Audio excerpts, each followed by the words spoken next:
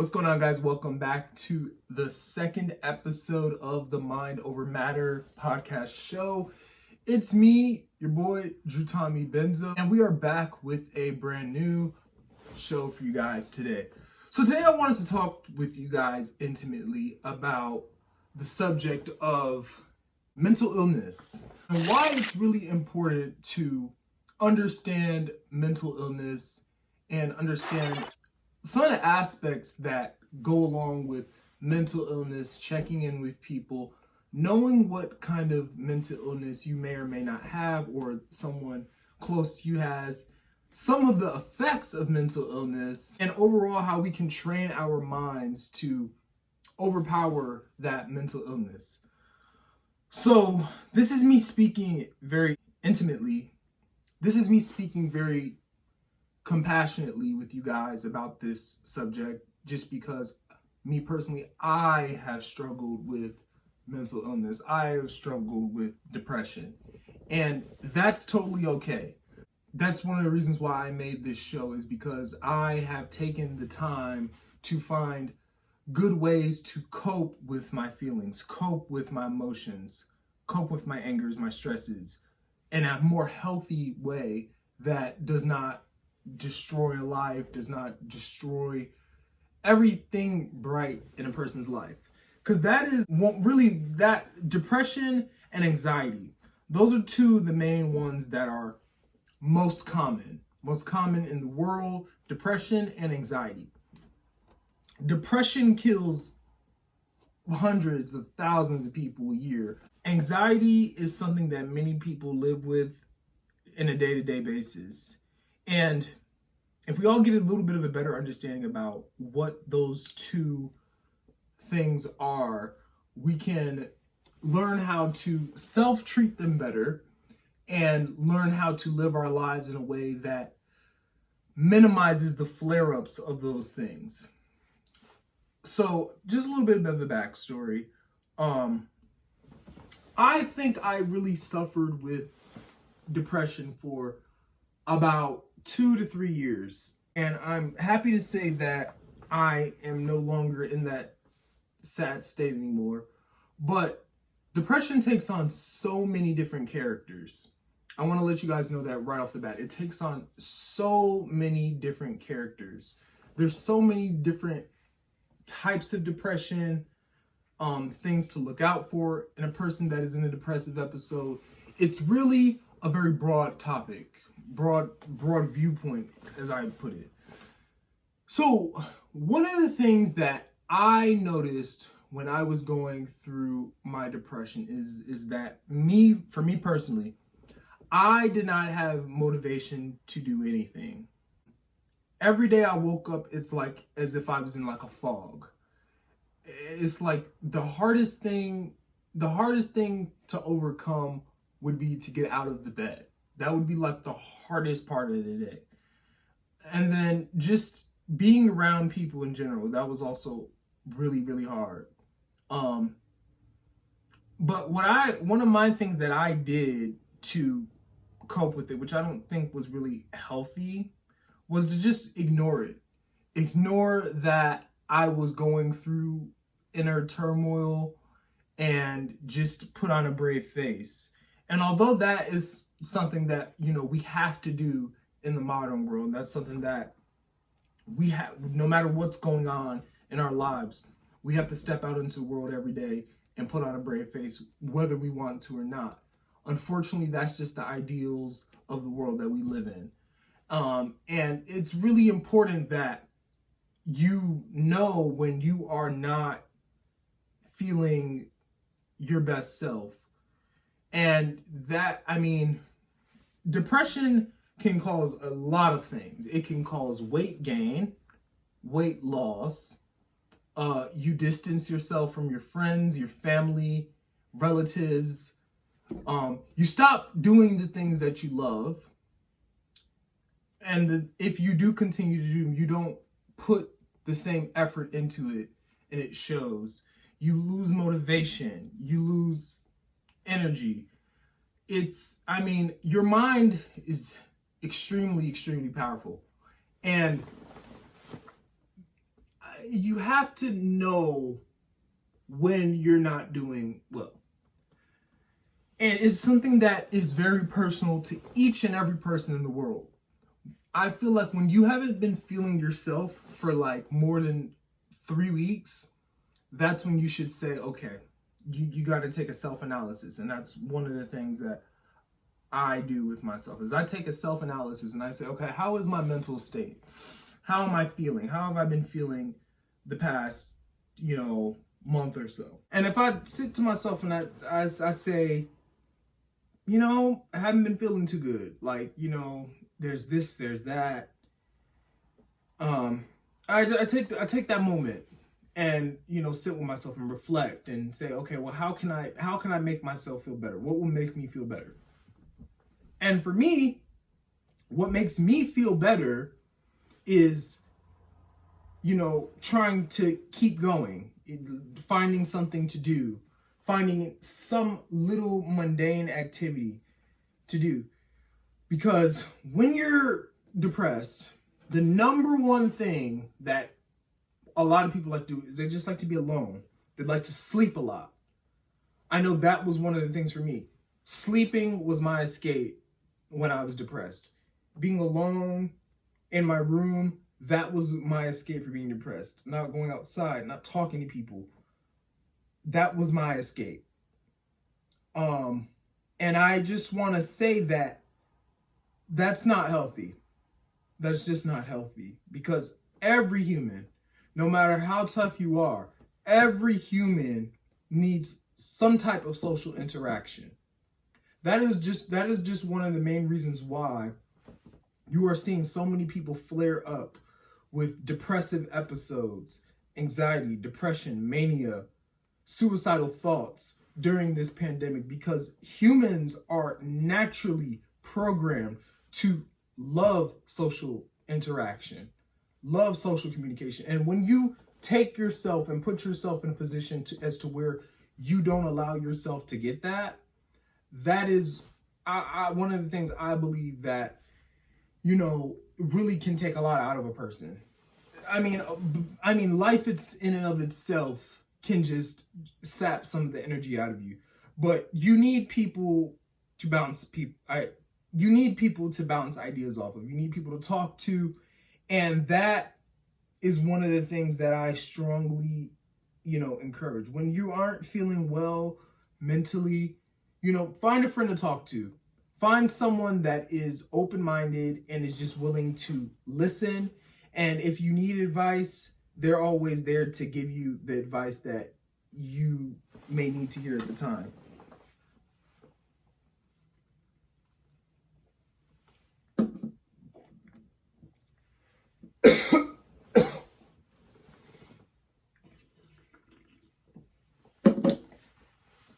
So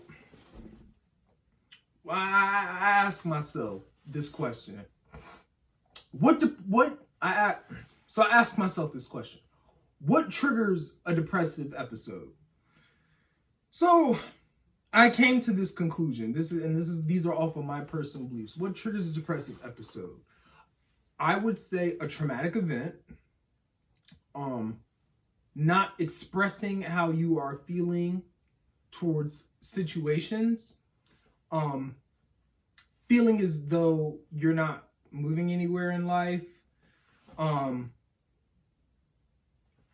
There are so many triggers that can trigger a depressive episode. When you're doing the same mundane task over and over again, like if you're working at a job that you really don't like and you continue to work there and work there and work there, and it's like nothing you do is ever appreciated. That could be a path into depression. When you're having family issues and you feel like you're not being heard, that could be a path to depression, because then at some points many people say to themselves, well, why bother?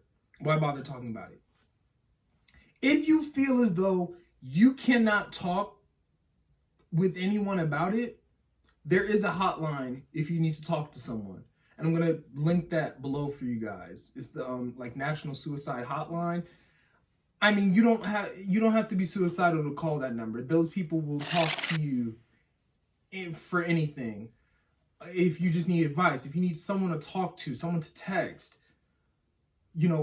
reach out to that number. You guys can also reach out to me as well, just because I know what it's like. I know what it's like to be in a dark spot in your life.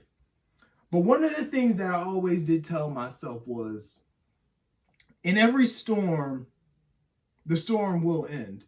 So every storm, just like there could be a winter storm outside, you're in the rough of it.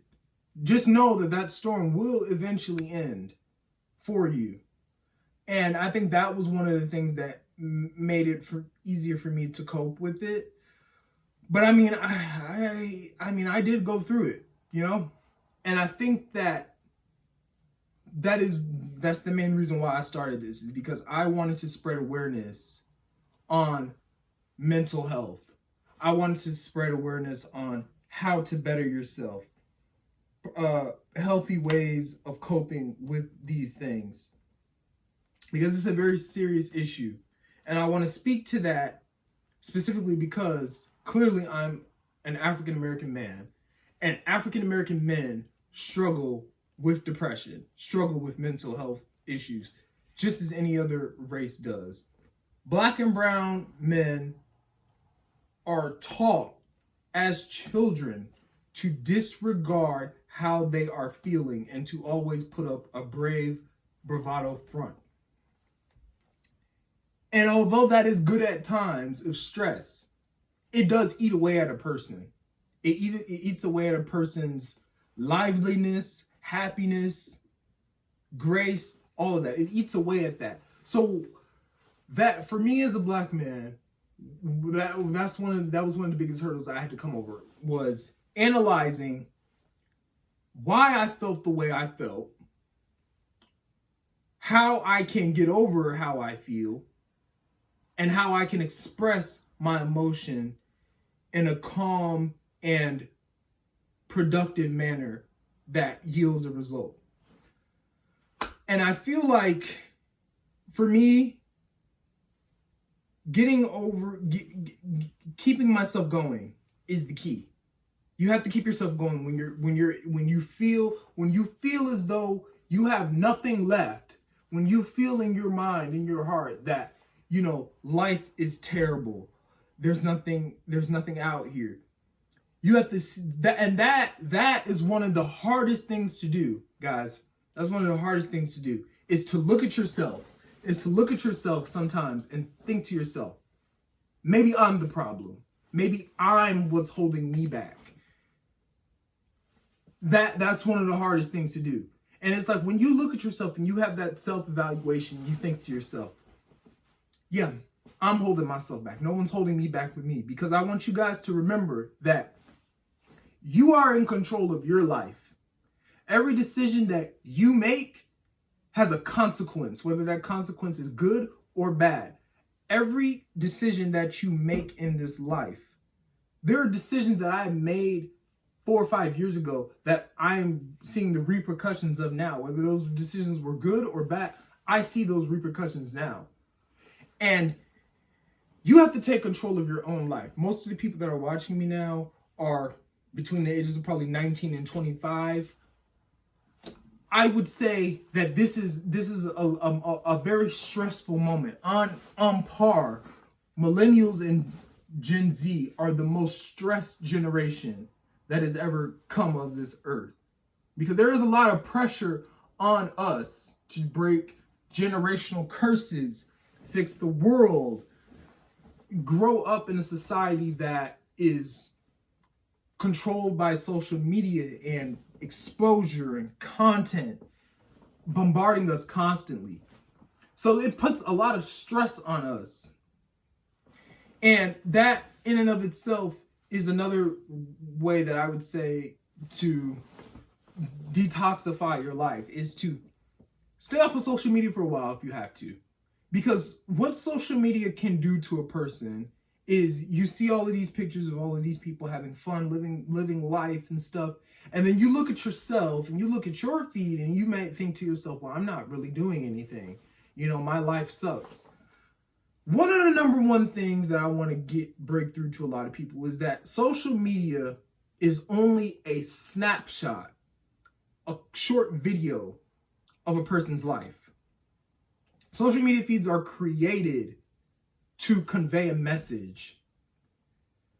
99% of the time, with that picture that you see behind that picture, there is a whole other story, a whole person behind that picture. That's one of the things to realize about social media. There is a person behind that picture, that video, that post. And many of us are in the same exact situation, whether we're in school having mental breakdowns at school, whether we just got off of work having a mental breakdown from that, cars, rent, stress, mortgage, whatever you have it. We're all in the same boat in this generation at this current time. These are very tumultuous times. And your mental health during these times, for a lot of people, it's deteriorating very, very quickly for a lot of people. I know mine's deteriorated at the beginning of the pandemic. These are going to be some of our most trying moments. They're going to be very trying moments. And that's why I am talking about this with you guys today, because I want to be very intimate with you guys about my struggles, some of the things that I've gone through. And hopefully someone will be able to relate to this. And that's why that is why I am making this video for you guys today on this channel, just talking a little bit about depression. When we talk about anxiety, I actually think I'm going to do the anxiety portion of this for another video. So the third video that I post is going to be more focused on anxiety rather than depression. But I do want to let you guys know that there is a hotline.